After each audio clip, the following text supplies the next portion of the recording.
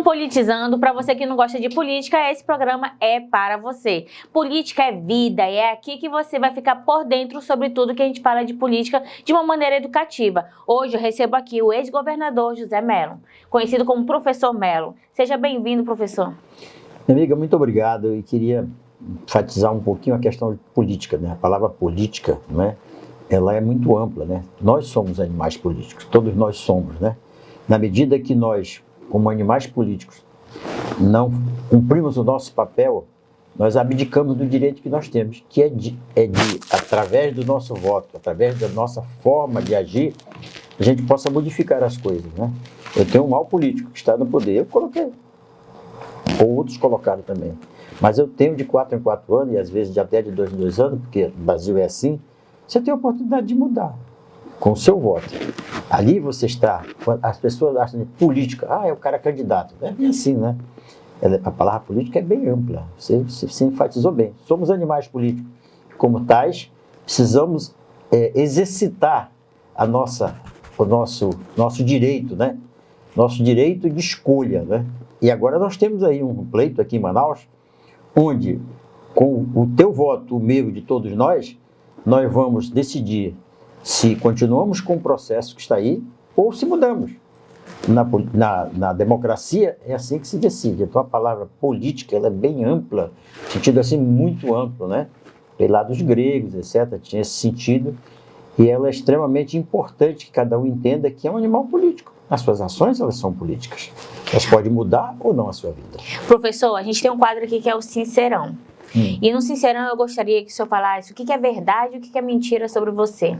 Você já foi notícia, né? Há bastante tempo aqui no estado do Amazonas, o senhor é notícia. Toda vez que o senhor aparece, há uma comoção. E aí eu gostaria que você falasse sobre esses lados da política. A política tem muitos lados. Agora, na sua percepção, o que é a política, o que ela foi para você? O meu erro na política foi não fazer o mal quando deveria fazer o mal. Eu não sei fazer mal, eu sou um homem do bem, né? Na política, você tem que estar preparado para tudo, fazer o bem e fazer o mal. Por exemplo, eu não tenho natureza para aproveitar a estrutura do Estado para mandar bisbilhotar a vida das pessoas. Eu não tenho essa natureza, mas muita gente tem na política, né? Então, meu erro na política foi esse. A minha natureza não permite fazer dessas coisas. Eu tento sempre fazer sempre a parte mais ética possível, porque é da minha natureza. Meu pai, um seringueiro analfabeto, me ensinou isso aí, né? A política, ela é sedutora, política partidária, né, com cargo eletivo, sedutora, tem muitas armadilhas, tem muitas reentrâncias e saliências, né? A política, você entra não preparado, você atropela nessas armadilhas. Preparado que eu digo tecnicamente, intelectualmente, visão do todo, né? Visão do coletivo, visão do que é bom para o povo, enxergando lá na frente. Por exemplo, eu queria fazer do estado do Amazonas o estado mais desenvolvido do Brasil, com a matriz econômica ambiental e a Zona Franca de Manaus. Não deixaram. E a pergunta que eu faço é o seguinte: por que o Pará pode explorar bauxita e ferro na floresta amazônica e eu não posso explorar nióbio e potássio? Né? Por que não? O mineral mais valioso que tem hoje no Brasil é o nióbio. $40 o quilo. $40 o quilo. Nós temos trilhões de dólares de nióbio no nosso território. Mas aí não deixam, mas no Pará deixam. Né? Então, eu visava essa nova matriz econômica ambiental que teria a Zona Franca de Manaus de um lado e essa nova matriz do outro lado. Porque o Amazonas é assim, você tem Manaus, concentrando 78% do PIB do estado, aqui, e você tem os municípios dependendo dos impostos que a Zona Franca de Manaus tem. Mas você vai ao Rio Puré, lá em Japurá, tem toneladas e toneladas de ouro, o município é paupérrimo. Você vai a São Gabriel da Cachoeira, que tem as maiores quantidades de gema hoje existentes na América do Sul, né? Que tem a maior quantidade de nióbio da terra, além de ter uma infinidade de outras riquezas, e você tem lá 20 e poucas etnias indígenas vivendo ainda na época do Pero Vaz de Caminha, né? Na pobreza, na miséria. Então, era injusto isso. Então, eu defendia que, de forma sustentável, sem tirar árvores, sem sair derrubando as coisas, que isso pudesse acontecer, e aconteceria se tivesse deixado, para poder a gente ter uma matriz econômica ambiental no Estado equilibrada. Os municípios ricos, poderosamente ricos, e Manaus ricas também, não deixaram, né? Então, infelizmente... Quem que não deixou? Foi a política, né? Quando me caçaram, jogaram tudo isso fora, né? O maior culpado disso é o Eduardo Braga, porque foi ele que não aceitou uma eleição que eu ganhei com 173 mil votos de diferença, e aí inventou que uma senhora tinha comprado votos. Depois a justiça reconheceu que a senhora não comprou votos, mas ela tinha sido caçada. E ao me caçar, todos os meus sonhos e tudo aquilo que eu defendia, que era matriz econômica e ambiental para desenvolver o interior e ao mesmo tempo fortalecer a Zona Franca de Manaus, foi por águas abaixo. Imagina que se naquela altura os ambientalistas da época tinham concordado inclusive com o asfaltamento da BR-319, no formato que eu tinha proposto, que era o trecho do meio ser uma espécie de estrada-parque, né? Toda monitorada por câmera, porque ali passa a fibra ótica, né? Você teria de 80 metros uma câmera monitorando. A proposta nossa era ter o Exército Brasileiro, um convênio com o Exército Brasileiro montar um acampamento no começo e no fim dos 400 quilômetros, 100% monitorado. Ali viraria um ite político, um ite turístico, né? As pessoas iriam lá porque ia ver anta atravessando, paca comendo, veado comendo folha e tudo, e você ali convivendo com a natureza da forma, porque ali, aquela região ali é extremamente rica. Estava tudo proposto lá, não deixaram. Paciência. Quem perdeu, eu perdi no mandato. Mas estou inteiro hoje aqui. Agora, o povo do interior que perdeu essas riquezas todas está lá, empobrecido, sem emprego, e vendo de pegar como o pessoal ali de Altaz, bilhões de potássio do subsolo, o Brasil precisando, porque importa da Bielorrússia, da Rússia e do Canadá o potássio que precisa para o agronegócio, e o povo lá de Altaz empobrecido, os índios que vivem lá em Altaz, pegam um tucunaré para vender, para tocar por açúcar e feijão. Está errado isso, não é? Eu propunha essas coisas. Então, perderam, o interior do Amazonas perdemos todos nós, perdeu o Estado de vir para o equilíbrio do Estado brasileiro. E agora, nós temos a discussão da regulamentação da reforma tributária. Uma espada nas costelas da Zona Franca de Manaus e de todo o povo do Amazonas. Está enfiada já, né? Por quê? Porque no jogo do negócio, você tem o agronegócio aqui, você tem o pessoal dos medicamentos, você tem o pessoal das máquinas e equipamentos, você tem o pessoal dos bancos, você tem o pessoal das financeiras, todo mundo no Congresso Nacional, cada um defendendo o seu lado. E aqui nós temos 4 gatos pingados, 3 senadores e 8 deputados. E esses senadores? O que o senhor acha desses senadores? É o seguinte, os 3 senadores, eu não gosto do Eduardo Braga, mas ele é um cara extremamente competente. Não gosto que ele fez muito mal e eu só fiz bem para ele. Mas ele é um cara competente, né? O Omar hoje é uma outra figura, né? O Omar engrossou o couro, né? Então, hoje ele é um cara respeitado nacionalmente. A CPI que ele presidiu com competência, com firmeza, tudo. Então o Omar hoje é um cara ouvido. É um ouvido em todos os aspectos. E o Plínio é um homem inteligente. Então nós temos 3 senadores que têm capacidade de defender. Mas são 3 contra todo o resto. E quando eu falo sobre hoje os deputados federais? Ah, bom.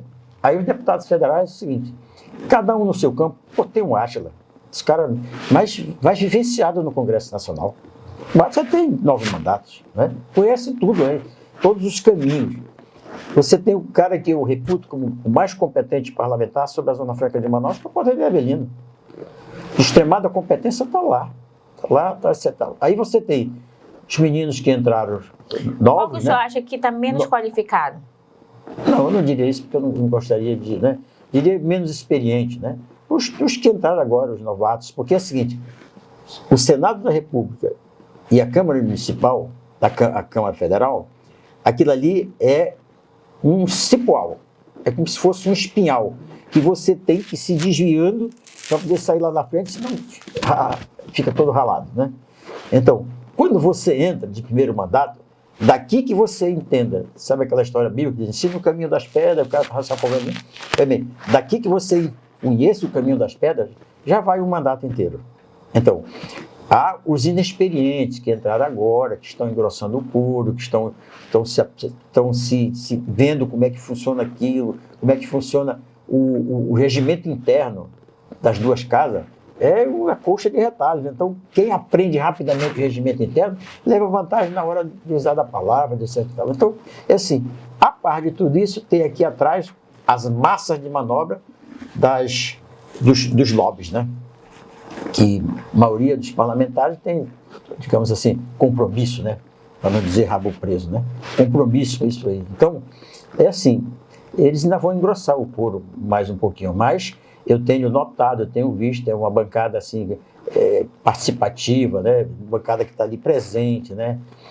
Agora mesmo eu tenho acompanhado assim de perto, mas assim, é muito difícil. Eu fui deputado federal de 2 mandatos e naquela época, não era pior, porque naquela época havia assim, uma espécie de tirania dos líderes, né? Se você discordasse um pouco, no outro dia você estava na comissão de ética respondendo. Como é que o Amazonas é visto por você, bem, né, na sua opinião, em Brasília? Eu vejo o Amazonas, Estado do Amazonas, como solução futura do Brasil. E como que Brasília olha para o Amazonas? É assim, hoje Brasília, olhando Brasília, o poder central e olhando Brasília, os parlamentares, o Amazonas é olhado assim, desconfiado, né?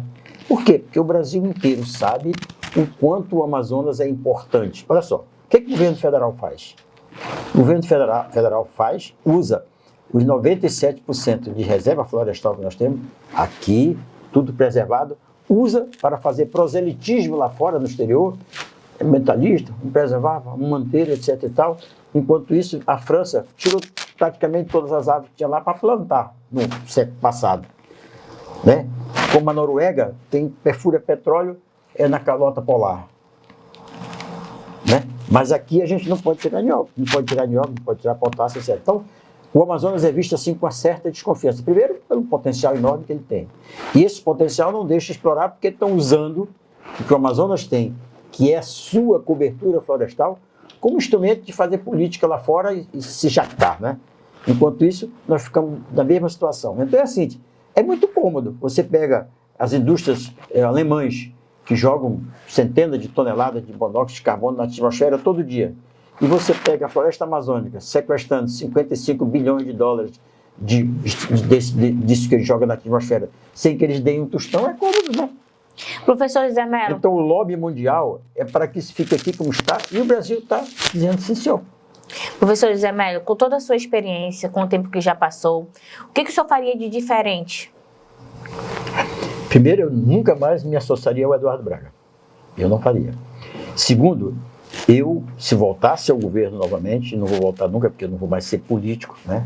Se eu voltasse ao governo novamente, eu corrigiria os meus defeitos que foi meu pai que colocou em mim. Eu seria o José Mello político na acepção do termo, capaz de fazer tudo que fosse possível, olhando o bem maior do nosso povo. E o que o senhor acertou quando teve na gestão? Eu acho que a maior acerto da minha gestão foi ter tido a coragem de fazer a reforma fiscal do meu Estado, né? Quando eu assumi o governo, veio aquela crise da bolha americana, imobiliária, a economia mundial caiu, a economia brasileira caiu mais e a da Zona Franca de Manaus caiu muito mais. Porque a Zona Franca de Manaus produz bens de consumo duráveis para vender para o Brasil. Quando o Brasil empobrece, você não troca de celular, você fica com o seu velhinho, etc e tal. Nem a televisão, nem o ar-condicionado, nem nada. Quando o Brasil enriquece, você volta a comprar. Como o Brasil empobreceu, a Zona Franca de Manaus enricou. Tivemos 42 mil desempregados. E o que aconteceu?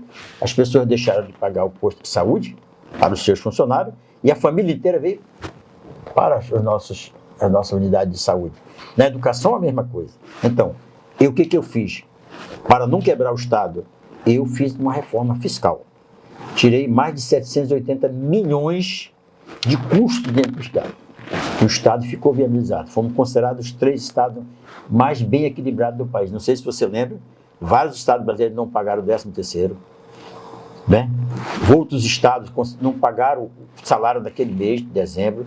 O Estado do Amazonas nunca atrasou, nunca deixou de fazer nada, honrou tudo. Então, eu acho que a coisa que eu mais acertei foi a fazer essa reforma fiscal. E a segunda coisa que eu acertei que não deu certo, e que eu sei que eu estou certo, e a história vai dizer que eu estou certo, era a matriz econômica ambiental. Essa seria o maior acerto da minha gestão, né? e que infelizmente não deixaram fazer, paciência. Na sua opinião, qual é o melhor antídoto para a perseguição política? É verdade. Por exemplo, você chega, cidade de Manaus, né? Um exemplo, cidade de Manaus. A cidade de Manaus tem hoje as unidades de saúde básica, assim, reconhecida pelo Brasil, premiadas várias vezes, como funcionando da forma que o SUS diz que tem que funcionar, né? Então, eu não posso chegar aqui e dizer assim, isso não presta. Não, olha, isso presta, está funcionando, parabéns, etc. Agora, eu vou fazer mais assim e dizer de onde vai tirar dinheiro, né? Eu acho que essa nuance precisa da política, né? Você não pode dizer assim, meus amigos, olha, deixa eu dizer uma coisa para vocês, vou pagar 5 vezes o salário do professor. Ah, é? De onde é que tu vai tirar dinheiro? Tu vai pegar a lei de responsabilidade fiscal, vai rasgar, né? Então, eu acho que está na hora dos políticos falarem assim, meus amigos, é o seguinte, eu quero ir para esse cargo, que eu quero fazer isso aqui. Os recursos estão aqui, etc. Quer dizer a vocês que eu reconheço os avanços pelos meus antecessores, mas eu vou fazer melhor. Por que eu vou fazer melhor? Por isso. Eu acho que a política seria muito legal, até para aquele que está lá fora, dos telespectadores, aquele que lê, etc. Que essa política do esculhambar todo mundo, etc., não dizer como vai fazer a solução, eu acho que isso aí é da época do Pero Vaz de Caminha e as pessoas deveriam esquecer. Então agora a gente vai para a roleta política. Você pode rodar aqui, aí na personalidade política que caiu, você vai comentar sobre ele. Lembrando que a gente vai fazer agora comentários, né, em vista dos candidatos à Prefeitura de Manaus, sem ferir a imagem, com certeza a integridade, mas é uma análise política que o ex-governador está aqui para poder colaborar com a gente. Vamos lá. Agora você me beijou, você me abraçar. Mas vamos lá. É aqui? Não. Foi aqui. Onde é? Vamos lá. Deu Gilberto Vasconcelos. Ele é candidato pelo PSTU. Você conhece? Eu não conheço o Gilberto, não o conheço, né? Não tenho assim como falar muita coisa sobre ele, porque eu não conheço a história de vida dele, etc. Tal. Acho que é lícito, normal ele ser candidato, né? Cada brasileiro tem esse direito, né? E o PSTU é um partido de lutas, tem feito isso no Brasil inteiro, é um partido pequeno, mas resistente de lutas, né? E a luta é uma coisa, digamos assim, favorável no que disputa uma campanha política. Tem uma coisa que eu achei interessante na entrevista que ele deu justamente no debate político, que é transmitido pela Onda Digital, e é também, né, um programa independente do Convergente, que ele, por ser um partido de esquerda, as pessoas imaginam que todos apoiam o Lula. E ele disse que o PSTU não apoia o presidente Lula. Eles têm uma divergência, né? Sobretudo agora, depois que o governo Lula também avançou por muitas outras reentrâncias de saliência que não é bem aquilo que o PSTU tem. Então, eu acho que, peço a Deus que o ajude. Mais? Vamos, mais uma. Roberto Cidade está como candidato. Roberto Cidade que veio com o apoio do governador Wilson Lima, né? Que tem como vice Coronel Menezes. Como é que você está avaliando hoje o Cidade? Assim como, né, Roberto tem todo o direito de ser candidato, né? Ele é presidente da Assembleia, foi bem votado, tem todo esse direito. Roberto nem perde nem ganha. Se o Roberto ganhar essa eleição, ganhou a eleição. Se perder, ele saiu de um certo percentual de votos em Manaus e veio para um patamar maior. Ele é jovem, etc. Eu esperei 40 anos para ser governador, então pode. Roberto, ele tem competência, é um cara competente, já provou isso na Assembleia, bem articulado, tem o apoio do governador Wilson Lima, um apoio de um governador é fundamental, né? O governador vira um protagonista daquilo ali, né? Então é fundamental, o Estado tem uma estrutura muito forte. Então, eu acho que ele tem todas as condições para crescer, etc. Tal. Eu não conheço o Roberto de gestor público, né? A não ser da passagem dele pela Assembleia. Conheço o Roberto como pai, gestor empresarial. Eles têm empresa e tal, a Madeira, conhecia os familiares deles todos, etc. Tal. Eu acho que ele é um bom candidato. Nos bastidores colocam que Roberto Cidade é uma pessoa bastante acessível, né? Fácil de lidar. O senhor sabe sobre isso? Não, assim, para ir para a prefeitura, isso aí é um condicionante, mas o condicionante maior para você ir da prefeitura é um negócio chamado experiência. Manaus é uma cidade extremamente grande, difícil, espalhada, uma cidade com os problemas multiplicados e uma cidade que teria que ter 20 bilhões ano para poder cumprir todos os requisitos desses problemas, mas só tem 9. Então, você terá que ter experiência, vivência, etc., para administrar 9 quando precisa de 20 milhões, né? Então, por isso que eu digo, quando você, o eleitor é assim, deputado estadual, é proporcional, pode, vota em qualquer um. Agora, quando é na hora do cara que, com a sua caneta, vai decidir o dia a dia dele, o eleitor pensa melhor assim. Então, vamos lá. Eu desejo sorte para o Roberto. Mais um. Marcelo Ramos está sendo apoiado pelo presidente Lula, né? Foi uma indicação do presidente Lula. O Marcelo é, nessa eleição, o homem certo no lugar errado. Marcelo é um dos caras mais competentes que eu conheço. Estudioso, tem conhecimento, profundos conhecimentos sobre o Estado, né? E acho que deve ter estudado para ser candidato a prefeito. Nos debates que tenho visto, ele tem sido o cara que tem, assim, colocado as coisas com mais propriedade, sem dizer assim, eu vou fazer aquilo e não tenho dinheiro para isso. Ele tem feito isso. Mas eu vejo, por exemplo, o PT do presidente Lula, historicamente, nunca teve voto em Manaus. As eleições sempre eram do interior. Então, por isso que eu digo, Marcelo, ele vai sofrer essa rejeição. Então, é um homem certo, ele é um homem certo, na hora errada, né? E aí, falando em rejeição, o senhor bem colocou que... Não tem mais, não? Vamos agora, já foi 3. Sim. Falando de rejeição, o senhor colocou muito bem essa palavra, e aí eu quero dizer que a última pesquisa, né, inclusive da Pontual Pesquisa, colocou Marcelo Ramos e Davi como os mais rejeitados. Como é que o senhor vê a situação da rejeição de Davi? A rejeição do Marcelo é por conta da rejeição do PT, aqui, né? Manaus é uma cidade que, assim, sempre foi assim, desde as pesquisas eras, né? Ela sempre foi assim. Então a rejeição não é pelo Marcelo, é pelo partido por qual ele representa. Então, ele é uma rejeição que ele herdou, né? É propriamente dele. O Marcelo, se fosse assim, independente disso, a rejeição dele vinha para baixo. A rejeição do Davi é decorrente do fato de ele ser prefeito. Eu tenho 5 mil ruas para ser asfaltadas, mas eu só tenho dinheiro para asfaltar 3.500. Então eu tenho asfalto 3.500 ruas e fico com 1.500 ruas. Os caras, não asfaltou minha rua, etc. Essa rejeição é decorrente do cargo, né? Porque há sempre uma perspectiva das pessoas sobre o trabalho, né? E nem sempre tem dinheiro para isso. Como eu disse, Manaus é uma cidade que precisaria ter 20 bilhões e só tem 9. O senhor tratou e colocou muito bom, a maioria das pessoas que estão assistindo a gente, os próprios eleitores, eles não acompanham os planos de governo e eles vão ouvindo as propostas. Propostas essas que muitas vezes não são viáveis.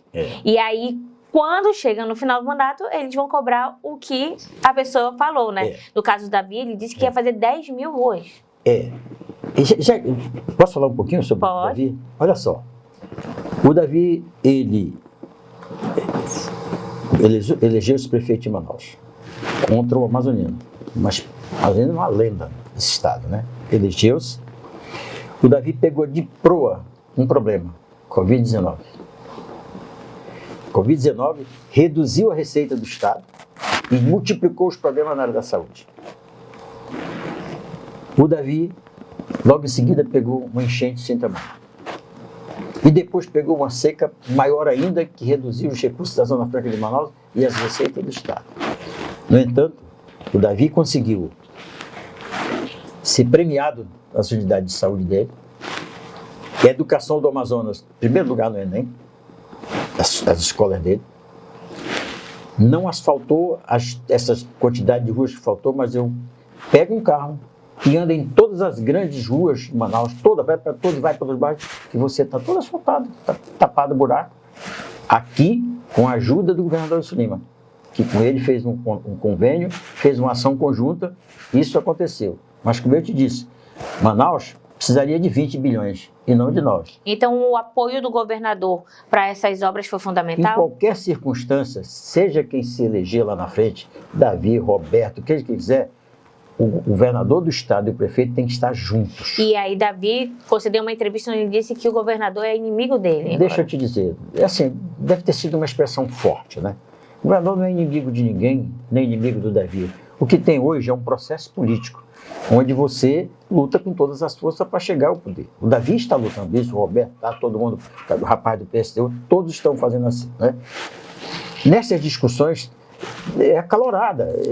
Você vê, eu vi, por exemplo, essa semana passada, um prefeito levantou e deu um tapa no seu oponente, né? Então, a parte flui as coisas, né? Você fica fervendo ali. Então, aqui e acolá tem um excesso, tem outro, etc. Mas quem quer que se eleja, né? E eu, não sei se pode dizer aqui, se puder, eu digo, eu vou votar no Davi. Porque ele é mais experiente, tem mais vivência, já tem um couro grosso, já provou que pode fazer, embora tenha todo o respeito e o carinho para os demais candidatos, desejo que eles tenham total êxito, mas como eu sou um eleitor, eu tenho esse direito, né? Então o Davi administrou a Prefeitura de Manaus em condições as mais adversas possíveis e deu certo. Evidentemente, no quesito asfalto, teve a mão amiga, né, do governador, que com ele assumiu a tarefa de fazer isso. E deixa eu dizer uma coisa, pega qualquer um desses críticos, bota dentro do avião e vai conhecer as capitais brasileiras, para poder fazer uma diferença entre Manaus. Essa história de dizer através do Google, do Dr. Google, etc., não funciona. Pega e vai lá. Que aí você vai medir se o transporte coletivo funciona, se a mobilidade urbana funciona, se tem asfalto ou não tem, se as escolas funcionam, se os postos funcionam. Você vai medir. Porque muita gente, apressadamente, assodadamente, né, faz a sua crítica sem uma base. Areia movediça, né? E com a sua experiência, pensando em Amon Mandel, principalmente com o futuro político dele, o que o senhor acha do Amon? O Amon Mandel é uma joia que está sendo lapidada, né? Ele ainda é um diamante bruto, né? Ele é um rapaz muito inteligente, de boa formação, de boa família, mas com todo o respeito. Eu sou um dos meus melhores amigos, é o avô dele. O outro é o tio dele, que eu nomeei para o Tribunal de Contas. E a mãe dele, Elzinha, pessoa da mais querida por mim. Mas o Amon precisa ter mais experiência, precisa ter mais couro grosso, precisa ser mais lapidado. Ele é um diamante bruto, um diamante, digamos assim, de não sei quantos quilates, um diamante azul, um diamante rosa, mas precisa ser lapidado. Para a gente ir finalizando, se você disse que vai votar em Davi, se você não votasse em Davi, você votaria em Alberto Neto? Se eu não votasse no Davi, juro por Deus que eu não tenho ainda essa... Eu tenho minha convicção com o Davi, entendeu? Eu não tenho ainda essa... Não tenho ainda. Eu acho que eu votaria no Ramos, no Marcelo Ramos. Marcelo Ramos. E assim a gente finaliza o nosso Politizando, falando com o ex-governador do estado do Amazonas, professor José Mello. Ele que falou bastante, falou tudo, entregou tudo. E aí eu quero agradecer a sua presença aqui. Eu deixo aqui a câmera para você poder falar com quem está assistindo a gente. Olha, muito obrigado. Eu só queria dizer ao povo de uma cidade de Manaus, e enfim, todo o Amazonas, que o Deus está dando a você uma oportunidade de você exercitar aquilo que é mais sagrado na pessoa, que é a liberdade de escolha, né? Você escolheu sua esposa, né? A liberdade de escolha. Deus está te dando essa oportunidade. Por favor, não joga fora. Quando você for colocar o seu votinho, analise o que os candidatos estão falando. Veja os programas, veja as propostas, veja se é factível. Eu vou construir 1 milhão de casas. Peraí, mas cadê o dinheiro, né? Então, veja isso, analise com jeito, cuidado, tranquilo. A sua decisão, que a lei brasileira permite, é sagrada, é o seu direito.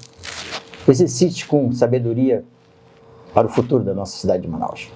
E não esquece, se inscreve no nosso canal, lá no nosso sininho, porque toda vez que eu estiver ao vivo, você vai saber.